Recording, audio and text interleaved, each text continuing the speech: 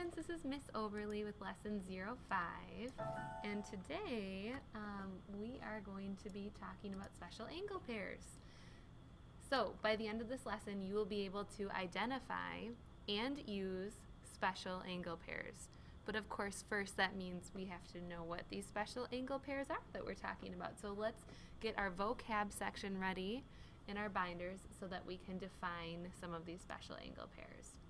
While you're doing that, you may be asking, why do we need to know this? And thinking to homecoming, which just occurred for us, or maybe is just occurring, depending on how quickly you move in years future. Cheerleaders often think about angles when they are setting up their formations.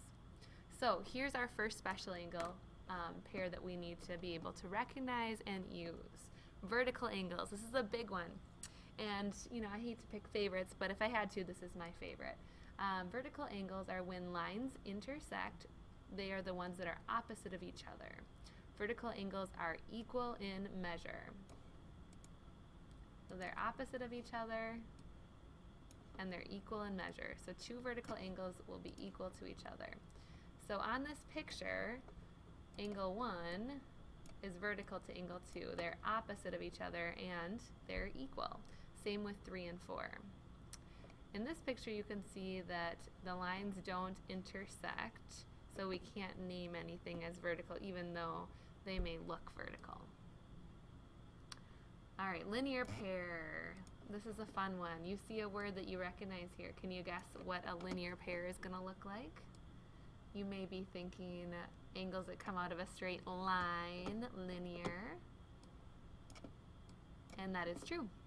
So they're the angles that form a straight line or a straight angle, and because of that, their sum, so when you add the two angles together, you will end up with 180 degrees.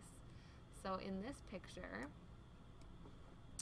these two angles form a straight line, so their sum is 180 degrees, and we can refer to them as a linear pair. Next, we're going to talk about complementary. What is complementary? What is supplementary? Well, C comes first in the alphabet, so it's the smaller of the two. That's how I remember it. C comes first. The sum of these two angles is 90 degrees, and complementary angles are also known as angles that have a sum that is equal to a right angle. Supplementary, S comes later in the alphabet, so it's the bigger of the two. Supplementary angles are two angles that add up to 180. So another name for supplementary angles is linear pair. We just made that connection. All right, and one last type of special angle pair we want to define today is adjacent angles. And they're two angles that share a side. If you said, I'm sitting adjacent to Ms. Gifford today, that would mean that we're sitting right next to each other. And the same is true with angles. So in this case, 1 and 3 are adjacent, so are 2 and 4. They're right next to each other, they share a side.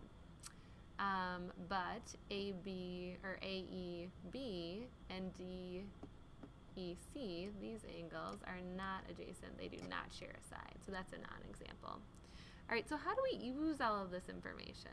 Here's the fun part. Here's where you get to apply your algebra. So let's flip back to your notes. We have two examples we're going to do together. And why don't you pause the video, draw this picture, and then get ready to. All right, so I'm looking here and I'm noticing that the two angles that are marked in form a straight line. So they're supplementary, also known as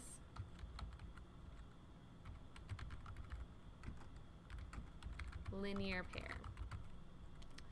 And when they do that, we know that they will add up to equal 180 degrees. So I can say that 2x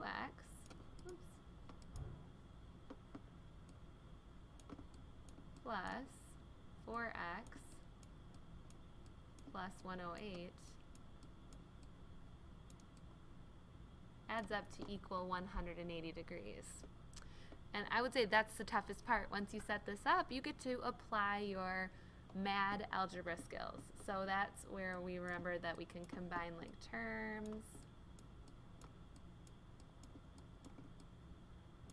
and solve for x. So I can subtract 108 from both sides to get x alone.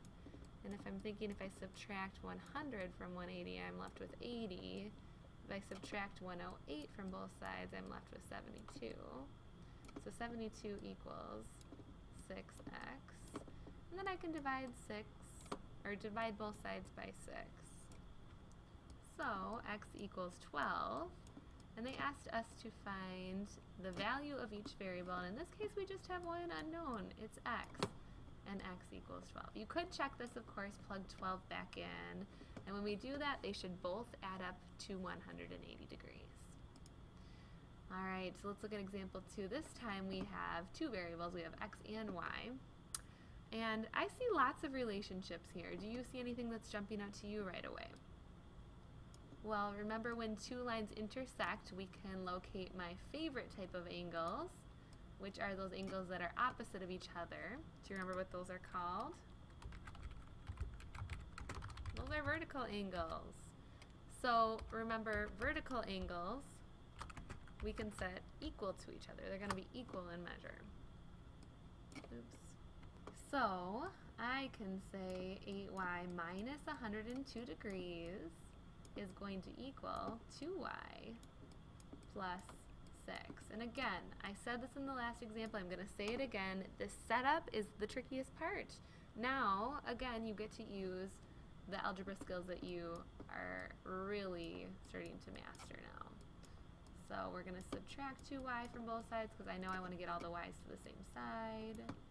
And then we might add 102 to both sides because I want to get all of those coefficients or those regular numbers to the other side.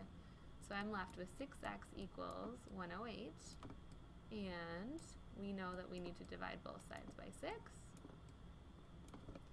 So x is going to equal 18. So I found x, but we're not done until we know what y is. And there's lots of different, oops, I just found y. I don't know why I wrote that as x. That's y. But now we need to find x here. There's lots of different ways you could find x. One that's jumping out to me right away is that these two angles form a linear pair, which means, of course, that they are supplementary. They add up to 180 degrees. So the first angle plus the second angle are going to equal 180. So, and I can actually find that first angle pretty quickly. I could plug in 18 for y. So I'm going to do that up here. 8 times 18 minus 102. And find the value of that angle. So that's 144 minus 102. And that tells me that this angle is 42 degrees. And if I know this angle is 42 degrees, and I don't know what the other angle is going to be, but we can call it 3x, we know in the end it should equal 180. So I can subtract 42 from both sides, and we're left with 3x equals 138. And then I can, of course, divide both sides by 3. So x equals 42. So now we've found the value of both variables. You could check this, of course, knowing that vertical angles should be equal and that any two angles that form a linear pair should add up to 180. And this should work out. This would be a great time to double check that, though.